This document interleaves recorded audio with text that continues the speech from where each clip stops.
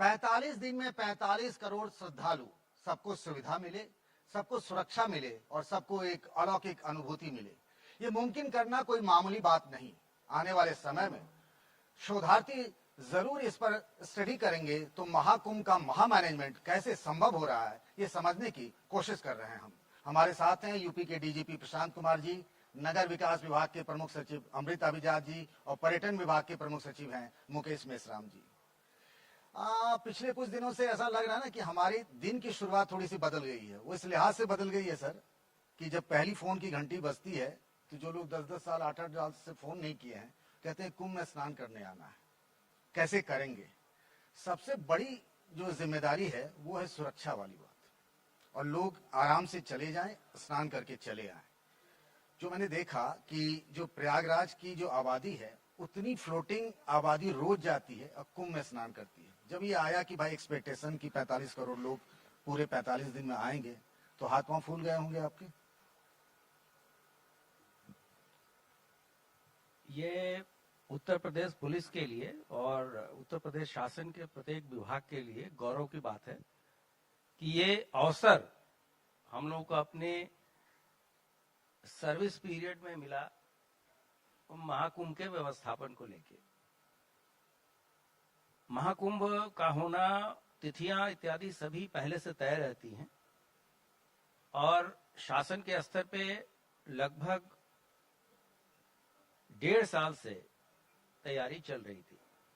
1.5 साल से? हाँ, और इसके लिए सभी विभागों ने अपनी स्वॉट एनालिसिस की थी कि हमारे स्ट्रेंथ क्या है, हमारे वीकनेसेस क्या हैं, हमारे पास किस तरीके से हम चीजों को व्यवस्थित करेंगे। और शासन के शीर्ष स्तर पे ये चीजें डिसाइड हुई। सबको एक अपना फ्रेमवर्क दे दिया गया कि इस फ्रेमवर्क में काम करना है और इस समय अवधि के अंतर्गत चीजें करनी है। ये सबको पहले से हम लोगों को पता था कि इस बार भीड़ पिछले कुंभ के अपेक्षा ज्यादा रहेगी, क्योंकि हमारे जो इंफ्रास्ट्रक्चर के प्रोजेक्ट्स हैं, जैसे कि रोड्स हैं, उसमें काफी सुधार हुआ है। रेल में हमारा पहले से समन्वय चल रहा था, हमारा एयर ट्रैफिक भी ज्यादा होगा। तो इन सभी बिंदुओं को रखते हुए प्लस हमने हमारे यहाँ जो डिफरेंट अदर कॉरिडोर्स डेवलप किए पिछले कुछ सालों में, जैसे कि विंध्याचल का कॉरिडोर है, काशी विश्वनाथ कॉरिडोर है, और अयोध्या जी में नए मंदिर का उद्घाटन हुआ है, उसी तरह से चित्रकूट धाम में डेवलपमेंट है। तो इन सभी चीजों को मद्देनजर रखते हुए हम लोगों ने अपनी तैयारियां की थी। और जैसा कि मैंने बताया कि ये हमारे लिए चैलेंज नहीं था, हमारे लिए एक अपॉर्चुनिटी है कि हम इन चीजों को अपने जो मैन पावर है या जो अपने स्किल को लोगों तक पहुंचाएं और बेहतर से बेहतर सुविधाएं लोगों को दें। इसके लिए प्रत्येक विभाग ने दिन रात पिछले 1-1.5 वर्षों से इस पे कार्य किया है। वो विशेषकर पिछले 6 महीने से लगातार हमारे जो अन्य अधिकारी बैठे हैं, ये लोग तो लगातार महीनों से वहीं काम कर रहे हैं। इतनी जिम्मेदारी शासन ने इन पे दे रखी है और प्रतिदिन उसका अनुश्रवण किया जाता है, शीर्षस्थ स्तर से किया जाता है। और छोटी छोटी बातें जो कोई भी व्यक्ति या पत्रकार मीडिया बंधुओं के द्वारा या हमारे अन्य एजेंसीज के द्वारा हमें प्राप्त होते हैं, हमारा प्रयास यही है कि हम बेहतर से बेहतर सुविधाएं दें। और हमारे पास हमारे सरकार ने फंड की कोई कमी नहीं दे रखी है और हर एक विभाग ने बहुत ही अभिनव प्रयोग किए हैं। माननीय प्रधानमंत्री जी ने की जो परिकल्पना थी कि इस कुंभ को दिव्य भव्य के साथ ही साथ डिजिटल भी बनाया जाए, इस पे माननीय मुख्यमंत्री जी के द्वारा लगातार ये टारगेट फिक्स किए गए और उसमें सभी हमारे विभाग अंतर विभागीय समन्वय से हमारा वहाँ इंटीग्रेटेड कंट्रोल रूम है, जहाँ प्रतिदिन सभी अधिकारी बैठते हैं और जो हमारी सेंट्रल और स्टेट के जितने भी स्टेक होल्डर्स हैं उनके अंदर भी सीमलेस और रियल टाइम बेसिस पे इंफॉर्मेशन शेयरिंग होता है, जिससे कि किसी तरह का कोई कंफ्यूजन न। प्रशांत जी, एक सवाल ना मुझे कई लोगों ने एक ही सवाल पूछा, बड़ा कॉमन सवाल है और सब लोग जानना चाहते हैं। ये जो फिगर आता है कि भाई उस दिन 3.5 करोड़ लोग 14 जनवरी को मकर संक्रांति पर स्नान कर लिए, आज 50 लाख कर ली, ये फिगर आता कैसे, हेड काउंट होता कैसे, वो मैकेनिज्म लोग जानना चाहते हैं। नहीं, ये तो हमारा ICCC के साथ हमारे सारे पूरा मेला क्षेत्र क्योंकि मैं सीसीटीवी ये सवाल कैमरा इसीलिए से। पूछा कि इस पर विवाद भी है, कई लोगों ने नहीं, सवाल उठाया भी। विवाद तो यहाँ सभी चीजों पे रहता है प्रजातांत्रिक व्यवस्था में, लेकिन उन चीजों पे हम न जाएं। इसका बड़ा साइंटिफिक बेसिस है, हमारा IEEE है, और वहां से हमारे सारे कैमरे लगे हुए हैं, उसके द्वारा भी हेड काउंट होता है, उसको हम क्रॉस वेरीफाई भी कराते हैं। हमारे पास ऐसे कैमरे भी हैं जो हीट एनालिसिस भी करते हैं कि अगर किसी जगह पे कितने लोग हैं और उनके बॉडी हीट कितना हो रहा है, तो अगर वो थ्रेशोल्ड से ज्यादा होने लगता है तो हम लोगों को अपने होल्डिंग एरिया में रोक लेते हैं। और हमारे पास नाइट कैमराज भी हैं, हमारे पास तीथर ड्रोन भी हैं, वो भी उनका जो इनपुट होता है वो भी AI इनेबल्ड है, तो उसके द्वारा हमारी काउंटिंग होती है। और उसके लिए हमारी अलग टीम है जिसको इन चीजों को देख के और शाम रात तक, देर रात तक इन चीजों को फाइनल करके कि प्रतिदिन लगभग कितने लोग आए। आपसे और सवाल लेंगे। अमृत जी, हम ये जानना चाह रहे थे कि जब इस तरीके की कहते हैं दुनिया की सबसे बड़ी गैदरिंग है, तो सबसे बड़ा सवाल ये होता है, मैंने देखा खुद, आप लोग भी जाते रहे, हम भी जाते रहे हैं, कि मतलब कुंभ में स्नान रुकता नहीं है, रात में भी स्नान चलता रहता, सवेरे भी दोपहर भी, लोग वहीं सो भी जाते हैं। तो सबसे बड़ी बात होती है कि स्वच्छता वाली बात, उस स्वच्छता को कैसे फोकस में है, उसको कैसे मेंटेन करना है? देखिए, आप अवगत हैं कि स्वच्छ भारत मिशन हमारे यहाँ 2014 से ही चल रहा है, और स्टेज वाइज डेवलपमेंट अगर देखा जाए तो निरंतर ये पिछले 10 सालों में हिंदुस्तान में ही नहीं बल्कि उत्तर प्रदेश में विशेष तौर से हम लोगों ने इस चीज को बहुत गौर से, बहुत ही सिंसियरली निभाया है। तो जहां तक कुंभ की बात है, इसमें बजटरी प्रोविजंस के अलावा आप इमेजिन कीजिए कि मेला एरिया में ही मात्र 15,000 लोग स्वच्छता के लिए डिप्यूटेड हैं। मैं तो सफाई कर्मी लगाया है। सफाई कर्मी, वो चाहे सफाई कर्मी चाहे घाट के सफाई के लिए हो, यूरिनल्स के सफाई के लिए हो, रास्तों में जैसे अखाड़े आते हैं तो हर बार जब कोई नया अखाड़ा आता है तो उसके बाद पूरी सफाई वहां पे इंश्योर की जाती है, चाहे वो वहां पे गंदगी हो या फ्लावर्स बिखर गए हो, जो कुछ भी। तो निरंतरता जो है इसकी मॉनिटरिंग स्ट्रक्चर में हम लोगों ने बिल्डअप किया है। टॉयलेट्स को QR कोड से लोकेट करते हैं कि कहाँ पे जो है फीकल मैटर जम गया है। उसके अलावा तो जैसे आपने कहा कि QR कोड से आप पता कर लेते हैं कि फलाने जगह पर जो टॉयलेट लगा वो गंदा है। हर टॉयलेट जो है QR कोड से अटैच्ड है, और उसमें कब लास्ट सफाई हुई, इस तरह की चीजें भी वहां पे लगाई गई हैं। और जो ओवरऑल सफाई की व्यवस्था है, जो फीकल स्लज मैनेजमेंट है, पहले क्या होता था कि गड्ढों में इसे डाल दिया जाता था और उसको फिर कवर कर देते थे, परंतु उससे ओडोर वगैरह के इश्यूज रहते थे।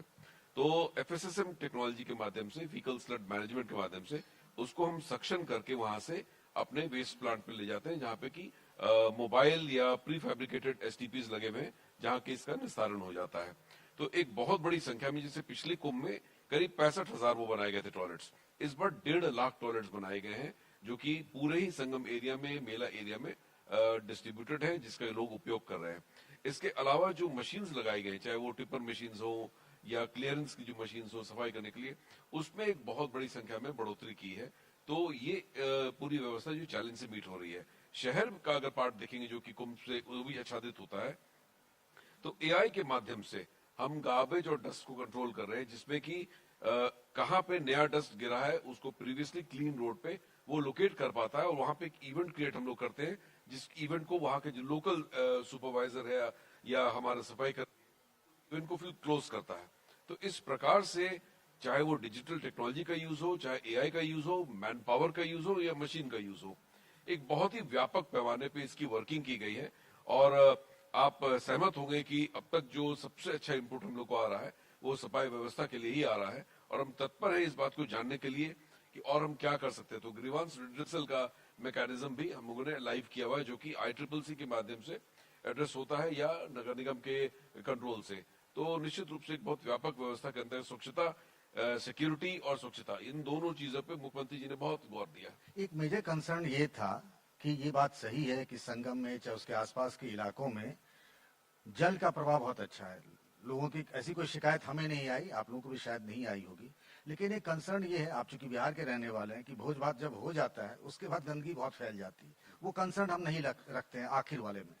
प्लास्टिक एक बहुत मेजर कंसर्न रहा है, चूंकि संगम के बगल का इलाका है, और ये आप देखेंगे जाएंगे तो प्लास्टिक वाला आपको नहीं लगता है कि एक मेजर थ्रेट है, एक मेजर चैलेंज है? नॉट रियली, क्योंकि जब माननीय मुख्यमंत्री जी ने कुंभ की जब बैठकें हम लोग की शुरू हुई, जैसा DG सर ने कहा कि 1.5 साल पहले, तो एक बहुत कंसर्टेड स्ट्रैटेजी ये रहा कि हम इसको जीरो प्लास्टिक इवेंट करेंगे। मैं ये कह सकता हूं कि हो सकता है कि कहीं पे कोई इस्तेमाल कर ले, परंतु राज्य जो है पूरे तंत्र के माध्यम से इसमें तमाम हम लोगों ने रेड्स करवाई, प्रोडक्शन यूनिट्स पे फाइन करवाया, ताकि जो ग्रेड ऑफ प्लास्टिक जो मना है वो एंट्री ना कर पाए। तो उसके लिए चाहे अन्य जिलों पे किया गया, आप समझिए कि कई करोड़ रुपए तो हम लोगों ने फाइन्स के माध्यम से इसमें निकाले, जो कि ऐसे ट्रेड में इसको जो इंडल्ज कर रहे थे। उसके अलावा बहुत भारी संख्या में जो सफाई मित्र हैं और सिविल डिफेंस के वहां लोग हैं, सिविल सोसाइटी ऑर्गेनाइजेशन के लोग हैं, जो ऑल्टरनेट मेथड्स पे, क्योंकि सिर्फ रोकने से नहीं होगा, ऑल्टरनेट देना भी जरूरी है। और अखाड़ों के माध्यम से, साधु संत समाज के माध्यम से हम लोगों ने इस पूरी बात को लोगों तक पहुंचाया जो कुंभ आ रहे हैं, कि इसको यूज ना करें। और मैं समझता हूं जब लोगों को इस बात समझ में आ जाती है तो वो हमारे साथ भी रहते हैं, क्योंकि माँ गंगा के जो इसमें लोग आ रहे हैं तो उनकी आस्था बहुत परम है। और मैंने नहीं देखा है कि बहुत डेलिबरेट स्केल पे कोई प्लास्टिक को यूज कर रहा है। किसी की जरूरत अगर हो तो हम उसको सब्स्टिट्यूट कर रहे हैं। तो बाय एंड लार्ज जो जीरो प्लास्टिक इवेंट हम लोगों ने किया है, क्योंकि हम लोग घाटों पे भी सफाई कर रहे हैं, वहां पे मशीन्स भी लगाए हैं, बहुत कम संख्या में मुझे कुछ बॉटल्स वगैरह जरूर ये हो जाते हैं, परंतु जो जीरो प्लास्टिक इवेंट करने की बात थी, मैं समझता हूँ बहुत हद तक जो है वो फुलफिल हो रहा है। मुकेश जी, हम अगर बात करें, चूंकि आपके लिए तो ये बहुत बड़ा मौका है, ये महाकुंभ, मतलब बल्ले बल्ले जिसको कहते हैं, लॉटरी निकल गई टूरिज्म विभाग की। जो मैं पढ़ रहा था बहुत सारे रिपोर्ट में, और सीएम योगी जी ने भी कहा कि मतलब एक आदमी अगर 5,000 रुपये खर्च कर ले तो 2 लाख करोड़ के ऊपर का वो पहुंचता है।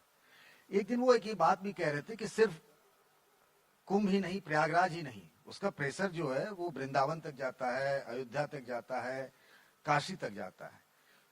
तो आपने ऐसा कुछ किया है कि जो कुंभ में आए, स्नान की, को कई बहुत सारे ऐसे लोग मिलते हैं कि गए, डुबकी लगाए, भागे, बस पकड़े, ट्रेन पकड़े और निकल लिए। टूरिज्म डिपार्टमेंट की तरफ सबसे बड़ी चुनौती होती है कि उनको होल्ड कैसे कर सकते हैं। उस पर क्या ऐसा है कि वो कहाँ कहाँ, उसके लिए कोई स्कीम या कुछ ऐसा आपने काम किया हो जिससे आप उनको इतने दिनों तक रोक सकते हैं? इस बार जो कुंभ में किया गया है, महाकुंभ में, टूरिस्ट के लिए बहुत सारी एक्टिविटीज भी वहां पर हम लोगों ने ऑर्गेनाइज की है।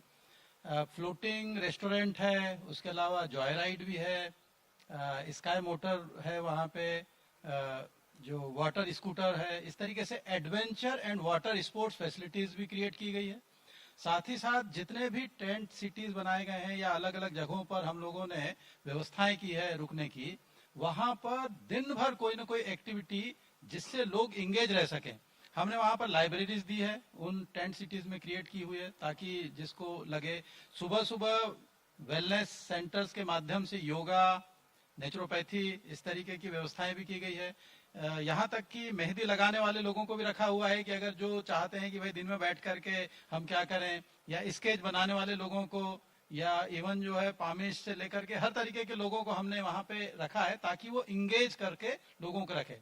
साथ ही साथ हमने शाम को, जिस तरीके से वाराणसी में गंगा आरती होती है, उसी तरीके से गंगा आरती के भी वहां पर हर टेंट के बाहर जो अरेल एरिया है, यमुना जी के किनारे किनारे सब रखा हुआ है, और कल्चरल इवेंट्स भी वहां पर हम लोग ऑर्गेनाइज करते हैं। इसको जो महाकुंभ में आने वाले लोग हैं उनको दूसरी और अन्य जगहों पर जाने की व्यवस्था है, क्योंकि हम ये मानते हैं कि प्रयागराज, वाराणसी और अयोध्या, ये तीनों एक स्पिरिचुअल ट्रायंगल फॉर्म करते हैं, और जो लोग यहाँ पर आ रहे हैं वो वाराणसी भी जा रहे हैं और अयोध्या भी जा रहे हैं। अयोध्या में भी हमको एकोमोडेशन की समस्या को हल करने के लिए अलग से एक टेंट सिटी क्रिएट करनी पड़ी, और बहुत अच्छी चल रही है। मतलब अयोध्या में भी टेंट सिटी चल रहा है, अयोध्या प्रयागराज में के भी टेंट अलावा। सिटी चल रही है, और वहां पर अलग से डॉर्मेट्रीज भी बनाई गई है हजारों लोगों के लिए, जो वहां पे आसानी से जाकर के रह सकते हैं, और वहां पर जो दर्शन है उसके लिए भी। यहाँ पर प्रयागराज महाकुंभ में 900 से अधिक हमने गाइड्स जो तैयार किए हैं, और वो जगह जगह स्थापित किए हैं, वो कई भाषाओं में, तमिल में भी, तेलुगु में भी, मराठी में, मतलब गुजराती जो में, कर्नाटक से आ गया, तो हाँ, कन्नड़, महाराष्ट्र से आ उनको गया, तो बता सकें। मराठी।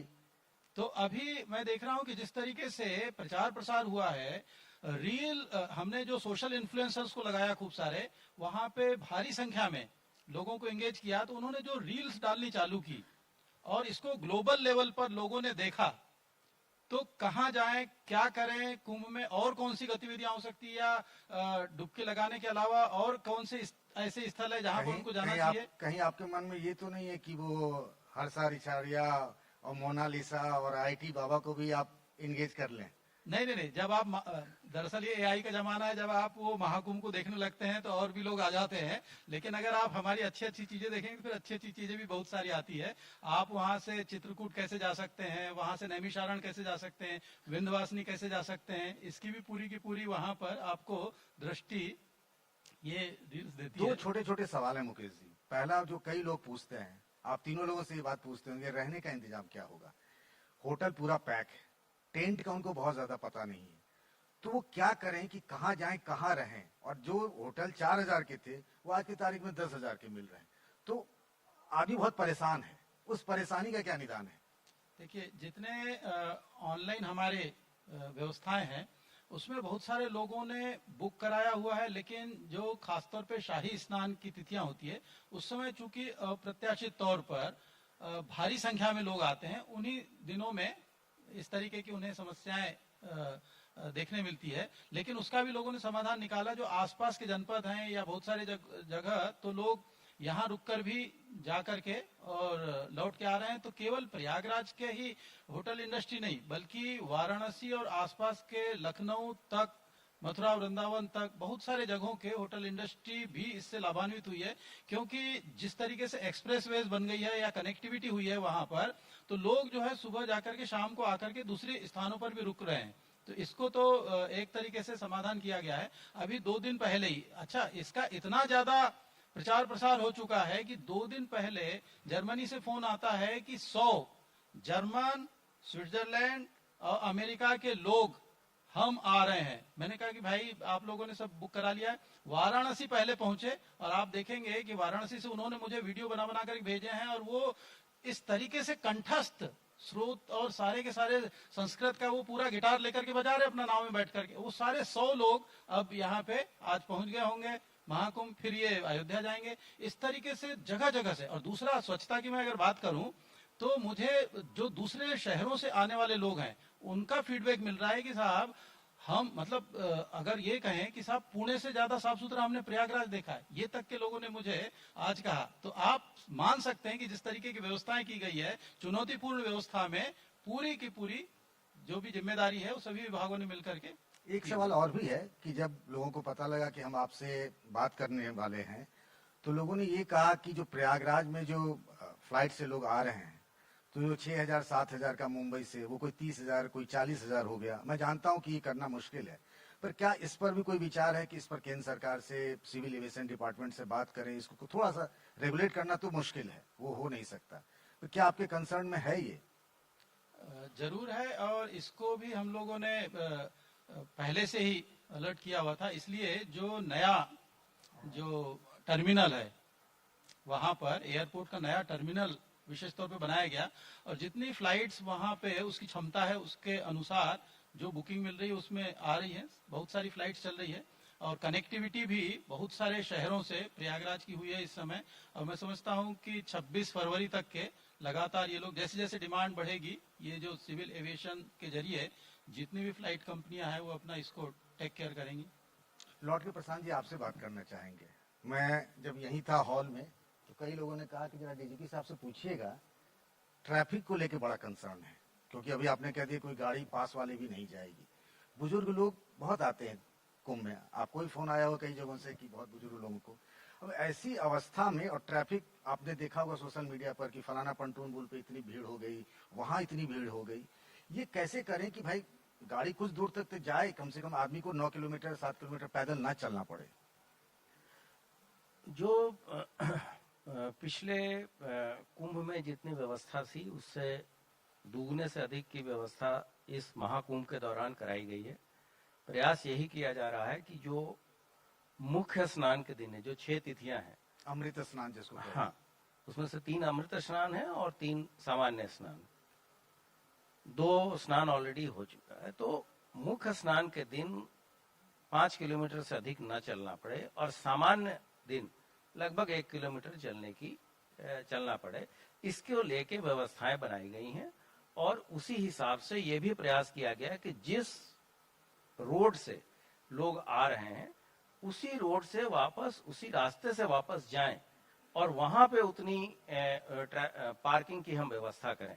हमें पिछले जो हमारे पास डाटा उपलब्ध थे उससे हम लोगों ने ये भी गेज किया है कि किस रोड से, अगर रोड से ही 85% ट्रैफिक लगभग आता है, तो किस रोड से क्या फीड हमको मिल रहा है, मतलब कितने परसेंट लोग किस रोड से आ रहे हैं, उसी हिसाब से हम लोगों ने वहां की व्यवस्थाएं की हैं।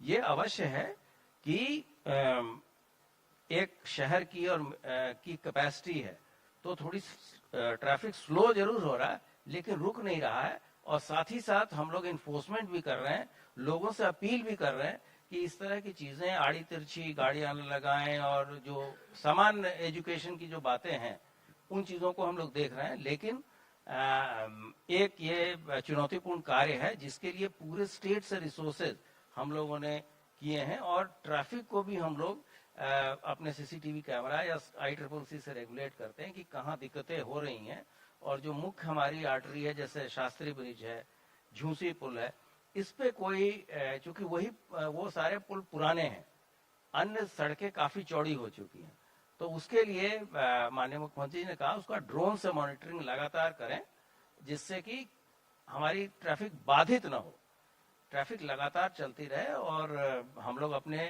प्रॉपर मैन पावर को डिप्लॉय करके ये व्यवस्था दे रहे हैं कि ज्यादा से ज्यादा किसी को कोई मूवमेंट में कठिनाई न हो। हाल फिलहाल में जो कुछ इंसिडेंट हुए हैं, जैसे पीलीभीत में खालिस्तान वाला मसला था, फिर दूसरे आपके जो क्रिमिनल एक्टिविटीज होती है, फिर टेरर वाला लिंक है, चूंकि हम इसीलिए इसका जिक्र कर रहे हैं क्योंकि ऐसा दावा किया जा रहा है, बताया भी गया यूपी पुलिस की तरफ से कि एंटी ड्रोन सिस्टम है, ATS है, वहाँ STF है, तमाम वहाँ एजेंसीज हैं, दूसरे राज्यों की पुलिस भी आपने मंगाई है। क्या कोई ऐसा थ्रेट परसेप्शन है, चूंकि एक टारगेट हो सकता है, इतना लार्ज गैदरिंग है और ऐसी चीजें पहले भी होती रही है, क्या इस तरह की कुछ ऐसी? मैं इस चीज से इनकार तो नहीं कर सकता, लेकिन पब्लिक प्लेटफॉर्म पे बहुत ऑपरेशनल डिटेल्स देने आवश्यक नहीं है, लेकिन मैं आपके माध्यम से आश्वस्त करना चाहूंगा कि जितने भी भारत सरकार की केंद्रीय एजेंसियां और हमारे जो स्टेट एजेंसी हैं उनके हर एक छोटे मोटे जो भी हमारे पास अलर्ट आते हैं उसको हम लोग बहुत गंभीरता से लेते हैं, उसका बहुत इन डेप्थ एनालिसिस होता है, और उसको कैसे रोका जाए इसके लिए काफी हायर लेवल पे बहुत इफेक्टिव कार्रवाई की जाती है। और मुझे लगता है कि जिस तरह के प्रिपरेशन हमारे हैं, हम लोग पूरे कुंभ को सकुशल समाप्त कराएंगे, और आपने देखा भी होगा कि जहां भी कोई भी प्रयत्न किया गया है उसको कुंभ के एरिया से दूर ही हम लोगों ने न्यूट्रलाइज भी किया। एक चीज और भी बड़ा कॉमन रहा है, अब अगर पुलिस की इमेज देखें, मैं किसी व्यक्ति मतलब कोई खास किसी पुलिस फोर्स की बात नहीं करता, आमतौर पे जब बात होती है कि जो आपको सड़क पे बैरिकेडिंग पे पंटून ब्रिज पे जो पुलिस वाला मिलता है तो लोग कहते हैं कि मतलब पुलिस की थोड़ा बहुत ये है ना कि कड़क में बोल देते हैं, या फिर उनका व्यवहार, चूंकि जैसा कह रहे थे अभी मुकेश जी, और ये बात सच भी है कि देश के कोने कोने से आ रहे हैं, विदेश से भी आ रहे हैं, भाषा की प्रॉब्लम है, बोलचाल की प्रॉब्लम है, रहन सहन की है, उनके लिए कैसे उनको तैयार किया गया उस फोर्स को कि इस तरह के सारे लोगों को, चूंकि आप भी अगर जाते हैं, हम लोग भी जाते हैं, कितनी सारा फैलाव है, फलाना सेक्टर कहाँ है, फलाना कथावाचक कहाँ है, जाना भी बड़ा मुश्किल काम होता है, ये बड़ा चैलेंजिंग रहा होगा, कैसे आपने किया, चूंकि उनको एक तरीके से तैयार करना भी बड़ा मुश्किल काम है पुलिस को? जी, ये एक काफी चुनौतीपूर्ण कार्य था, और मैं आपको बताऊं कि जो शहर के बाहर या कुंभ मेला के बाहर जो मोर्चे लगे हैं वहां आपको सशस्त्र पुलिस बल दिखाई देगा, लेकिन जो पैंटून ब्रिज पे जवान हमारा खड़ा है उसके पास कोई शस्त्र नहीं होगा। तो हम लोगों ने उनको सॉफ्ट स्किल की ट्रेनिंग दी है, बिहेवियरल चीजें भी सिखाई हैं, और पूरे इंडिया के जो एक्सपर्ट्स हैं उन्होंने सिखाया है कि अगर कोई ऐसा व्यक्ति भी आपके पास आ जाए जिसकी भाषा आप नहीं समझ सकते तो भी उसको कैसे सिंपैथी के साथ, एम्पैथी के साथ डील करना है, कि उसकी क्या रिक्वायरमेंट है।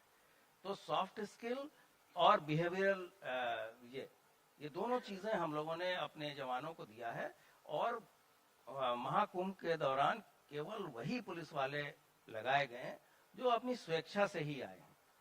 जैसे इतना बड़ी व्यवस्था केवल इन्फोर्स करके हम नहीं कर सकते, जब तक जन सहभागिता न हो। हम लोगों ने सिविल डिफेंस का भी साथ लिया है, हमने पीआरडी को भी लगाया है, हमने होमगार्ड्स को भी लगाए हैं, हमने तमाम ऐसे सामाजिक संस्थान हैं, संगठने हैं जो कि बिना अपना नाम बताए लगातार हजारों की संख्या में अपने स्वयंसेवकों को लगा रखे हैं। तो इन सभी के साथ मिलके हम लोग लगातार कार्य कर रहे हैं और हमारे जो जवान हैं वो ऐसे सभी व्यक्ति, मैं आपको बताते हुए बड़ा हर्ष है कि इस पूरे अभी तक के जो स्नान हुए हैं उसमें कोई भी व्यक्ति अभी तक गुम नहीं हुआ है और जैसे ही कोई सूचना आती है हम घंटे 2 घंटे में जरूर सर्च करके दे रहे हैं और लगभग आप समझ लीजिए आज के दिन में ही अभी तक 1.5 करोड़ लोग स्नान कर चुके हैं। इतनी बड़ी संख्या में लोग अगर स्नान कर रहे हैं और टोटल 11 करोड़ से ज्यादा लोग आज के दिन स्नान कर चुके हैं और इसमें कोई भी व्यक्ति ना गुमे और किसी तरह की कोई बात ना हो, ये अपने आप में दिखाता है कि जो जनशक्ति पुलिस की या अन्य विभागों की लगी है वो सिस्टम बहुत अच्छी तरीके से कार्य कर रहा है। साथ ही साथ ये आइडियल नहीं है, जो प्रतिदिन हम लोग मॉनिटरिंग करते हैं और हर एक विभाग के शीर्षस्थ अधिकारी लखनऊ में मीटिंग करके हम प्रतिदिन जो कमियां हमारी परिलक्षित होती हैं उसको हम नेक्स्ट डे ही सुधार कैसे करें इसके बारे में सभी चीजें यहाँ से निर्देश दिए जाते हैं। ये जो 45 दिन का कुंभ है और पुलिस फोर्स जो हजारों लोगों से बात करा, इधर नहीं जाना है, उधर नहीं जाना है, वो करा नहीं, इधर ही जाएंगे, वो मैंने देखा है, आपने भी देखा होगा। एक फटीग फैक्टर काम करेगा। आपको नहीं लगता कि अगर 45 दिन तक वो फोर्स रहेगी तो सर्टेन पॉइंट ऑफ टाइम के बाद वो रिएक्ट करने लगेगा? वो आपके लिए विकट स्थिति नहीं हो सकती है? नहीं, उनको मेंटली हम लोगों ने उस तरह से प्रिपेयर कर रखा है। जैसे ऐसा नहीं कि सभी दिन लगभग बराबर लोड रहता है, जो मुख्य स्नान है उस दिन ज्यादा लोड रहता है, अन्य तिथियों पे उस तरह का लोड नहीं रहता। तो वो सारे हमने लगभग 50 के ऊपर हमारे कंटीजेंसी प्लान है जो लगातार हम लोग रिहर्सल किए हैं, टेबल टॉप एक्सरसाइजेज हुए हैं। जैसा कि मैंने आपको बताया कि 1-1.5 साल से चीजें चल रही हैं, कोई एक दिन की बात नहीं है कि आज शुरू होने वाला, 2 दिन पहले लोगों ने आमद किया और काम शुरू हो गया। तो इसके पीछे की बड़ी इतने जो भगीरथ प्रयास हैं इसको स्टडी करने के लिए पूरे विश्व से साइंटिस्ट आए हैं, इन चीजों को स्टडी कर रहे हैं। ये बहुत अच्छी बात कही आपने कि पहले कुंभ की कहानी आती थी, फिल्में बनती थी खोने की, बिछड़ने की, वो अब क्लोज चैप्टर हो गया है। अभी तक तो यही। अमरीश जी, हम बात कर रहे थे, जब आपसे बाहर बात हो रही थी तो आपने कुछ स्टैनफोर्ड यूनिवर्सिटी, न्यूयॉर्क यूनिवर्सिटी, बहुत सारे यूनिवर्सिटीज का जिक्र कर रहे थे। ये माजरा क्या है? इसको एक पर्सपेक्टिव में बताना होगा। देखिए, कुंभ एक बहुत बड़े इवेंट के अतिरिक्त अर्बन डेवलपमेंट डिपार्टमेंट के लिए एक लॉजिस्टिकल चैलेंज भी है। और जैसा सर ने कहा कि हम लोग लगभग 1.5 वर्ष से इसकी तैयारी कर रहे थे, तो अर्बन इंफ्रास्ट्रक्चर हम लोगों ने इस प्रकार से तैयार किया कि कुंभ के बाद भी वो सस्टेन करे। इसको अगर 2 पार्ट में बांटे, government of India, government of Uttar Pradesh, तो टोटल इन्वेस्टमेंट दोनों ही गवर्नमेंट्स का मिला के करीब 15,000 करोड़ के लगभग होता है। इसमें चाहे वो इन्वेस्टमेंट रेलवे में हो, चाहे सिविल एविएशन में हो, नेशनल हाईवेज के माध्यम से हो, ब्रिजेस हो, अदर इंफ्रास्ट्रक्चर्स हो, जैसे अमृत के अंदर जो कार्य हो रहे हैं, और स्टेट गवर्नमेंट के लिए चाहे वो रोड्स का हो, ICCC का निर्माण करना हो, घाटों का सौंदर्यीकरण हो, पब्लिक आर्ट में स्पेसेस को क्रिएट करना हो जिसमें कि ब्यूटिफिकेशन किया जाए, चाहे शिवालय पार्क के रूप में हो, चाहे 84 पिलर्स के रूप में हो। तो एक बहुत वृहद व्यवस्था हम ऐसी दे रहे हैं जिसमें कि टूरिज्म, अर्बन इंफ्रास्ट्रक्चर आगे को भी सस्टेन कर सके और डिजिटली बहुत स्ट्रेंथन हो वहां के स्ट्रक्चर। निश्चित रूप से जब लास्ट टाइम हम लोगों ने ये कुंभ कराया था 2019, तो हार्वर्ड और लंदन स्कूल ऑफ इकोनॉमिक्स ने स्टडी किया था। इस बार हम लोगों ने ये सोचा कि इस स्टडी को थोड़ा सा ओपन करें और लोगों को से चर्चा किया जाए। तो आई रोट कुछ इंस्टीट्यूशंस को हम लोगों ने लिखा और आप आश्चर्य करेंगे, हम लोगों ने 39 को लिखा था और 62 से रिस्पॉन्स आया और आज तक आ रहा है। जबकि हमारी 62 यूनिवर्सिटी जिसमें IIMs, IITs, world level institutions, NIUA, विभिन्न प्रकार की संस्थाएं, including Lucknow university, Delhi university, परंतु बाहर वाले लोग बहुत ज्यादा इंटरेस्ट दिखाए। आज की तारीख में जब हम लोगों ने फाइनल अप्रूवल दिया कि क्योंकि हम लोग को ये देखना था कि क्या फ्रेमवर्क होगा स्टडी का इत्यादि इत्यादि, तो Stanford university, Harvard university, bill and Melinda Gates foundation, Kyoto university, ये सारे लोग हमारे साथ पार्टिसिपेट कर रहे हैं, सारे IITs, IIMs। तो इसको हम लोगों ने सेक्टोरली बांटा है क्योंकि कुंभ अपने आप में एक मैजिकल चीज है। It's a new popup cities को हम लोग कह रहे हैं कई बार कि एक शहर है जो कि 3 महीने के लिए पूरा बस गया, जिसमें आपको पानी, बिजली, सड़क सारा कुछ मिलेगा और मार्च के अंत तक जो है फिर वहां का चीज क्लियर हो जाएगा, फिर वहां पे गंगा अपने प्रवाह में रहेंगी। परंतु जो स्ट्रक्चर हमने क्रिएट किया है बाहर, जो कुंभ के क्षेत्र के बाहर है, वो हमेशा के लिए रहेगा। तो इसको स्टडी के लिए ethnographic study, religious study, spiritualism के हिसाब से मुख्यमंत्री जी ने कई बार आप कह कहा रहे हैं कि देश दुनिया के बहुत सारे यूनिवर्सिटी जो है इस कुंभ के मैनेजमेंट को, Yes. Crowd management, governance urban हो, health development, management, cyber security, national integration कैसे प्रमोट कर रहा है। एक मिनट के लिए मान लीजिए कोई भी व्यवस्था ना हो, फिर भी लोग हजारों साल से यहाँ आ रहे हैं, तो क्या ड्रॉ करता है, क्या कल्पवासी faith तो है? वो हमेशा 10 लाख के करीब वहाँ हर तो दिन है। ये फेथ कैसे अट्रैक्ट करता है और उसमें हम कैसे उनको सुलभ व्यवस्था दे रहे हैं जिसमें कि एक ऐसा मैजिकल फील आता है। आप जब वहां पे कवर करेंगे 29 तारीख को, तो आप देखिएगा एक स्टेज ऐसा आएगा जब आपको लगेगा कि कुछ भी नहीं और सब कुछ है, इन द सेंस की एक नमनेस की फीलिंग आती है। एक मैजिकल सा चीज होता है जो कि जो वहां पे रह रहा है उसको उस बात की अनुभूति होती है। और मैं समझता हूँ कि ये वही विश और डिजायर है जो सर्विस में हम लोग को मिलता है मौका ये काम को करने का, कि एक ऐसे क्षण में हम लोग वहां पे हैं जब एवरीथिंग बिकम्स इक्वल, ना कास्ट है, ना कैटेगरीज है, ना प्रांत है, ना देश है, सब एक रूप में है और सब उस मोक्ष की प्राप्ति के लिए, उस डिप के लिए वहां पे एकत्रित है। मुकेश जी, एक सवाल आखिरी में आपसे। मुझे याद है कि योगी आदित्यनाथ जी जब मुख्यमंत्री बने थे तो उनका पहला दौरा बिहार में दरभंगा में हुआ था। सवाल पे आऊंगा उससे पहले छोटी सी कहानी का जिक्र। तो उन्होंने कहा था कि जब विदेश से लोग आते थे तो उनको तोहफे में ना ताज की प्रतिकृति दी जाती थी। अब जो है अगर हम देखते हैं तो ताजमहल आगरा का जिक्र नहीं होता है, चित्रकूट का जिक्र होता है, अयोध्या का जिक्र होता है, काशी का होता है, नैमिसारन जिसके बारे में साउथ के लोग तो ज्यादा जानते थे, हिंदी पट्टी के लोग कम जानते थे। ये क्या कॉन्शियस एक गवर्नमेंट की स्कीम है या उसका विजन है? मुख्य रूप से अगर आप देखें, एक जो अमेरिका से ही लौटे हुए हैं, 20 साल की नौकरी करने के बाद शेल कंपनी में थे, मिस्टर मंदर आप्टे, उनसे बातचीत हो रही थी। उन्होंने कहा कि उन्होंने स्पिरिचुअल टूरिज्म को एक बहुत बड़े तोहफे के रूप में इंडिया में स्वीकार किया है कि अमेरिका में लोग परेशान हैं, ऑस्ट्रेलिया में परेशान हैं, बहुत सारी जगह पे लोगों ने ये लिखना चालू कर दिया है नो रिलीजन, जो एथिस्ट है कि हम किसी रिलीजन को नहीं मानते हैं। 39% यूएस में, बहुत सारे आपके 26% से ज्यादा यूरोपियन कंट्रीज में। अब वो जो नहीं मान रहे हैं, इसका मतलब कि अब वो परेशान है, क्योंकि कहीं ना कहीं पर आपको अपनी पॉजिटिविटी के लिए, अपने लाइफ में किसी न किसी तरीके के सहारे के लिए आपको आवश्यकता पड़ती है, वो सब नकार चुके हैं। तो अब जो है भारत में स्पिरिचुअल टूरिज्म एक इतना बड़ा हमारे सामने जो मौका है, जिसके लिए उत्तर प्रदेश से मुफीद जगह आपको कोई नहीं मिलेगी, क्योंकि यहाँ पर हर तरीके के राम भी हैं, जितने कृष्ण भी हैं, कृष्ण बुद्ध भी हैं, भी महावीर हैं। तो मथुरा वृंदावन सैटरडे संडे इतनी भीड़ जैम होती है पैक कि रहता है, पार्किंग के लिए जगह नहीं मिलती है। वो बहुत तेजी से डेवलप हो रहा है, लोग अब दूसरी तरफ भी रुक कर रहे हैं। और खासतौर पे पोस्ट कोविड ये हुआ है कि या तो लोग अब इन सब जगहों की फेद जो टूरिज्म है वो स्टार्ट हुआ है, लोग जाना चालू किए हैं, वो कुछ तलाश रहे हैं, कोई वैक्यूम है, कोई सुकून तलाशना चाह रहा है। और इन सब जगहों के लिए हमारे यहाँ पे काशी हो, प्रयागराज हो, मथुरा हो, चित्रकूट हो, नैमिषारण एक बड़े अच्छे डेस्टिनेशन के तौर पर डेवलप हो रहा है, जहाँ 88,000 ऋषि मुनियों ने वो सारे सवालों के जवाब लिखे थे। मतलब आपके विभाग के अच्छे दिन आ रहे हैं। अच्छा, मैं आप तीनों से एक कॉमन सवाल पूछूंगा, आखिरी सवाल है। ये देखा गया, आप लोग जानते होंगे कि जो भी मेला के मैनेजमेंट से जुड़े अधिकारी होते हैं, IAS IPS, वो किताब भी लिखते हैं। आप तीनों के मन में ऐसी कोई योजना है क्या?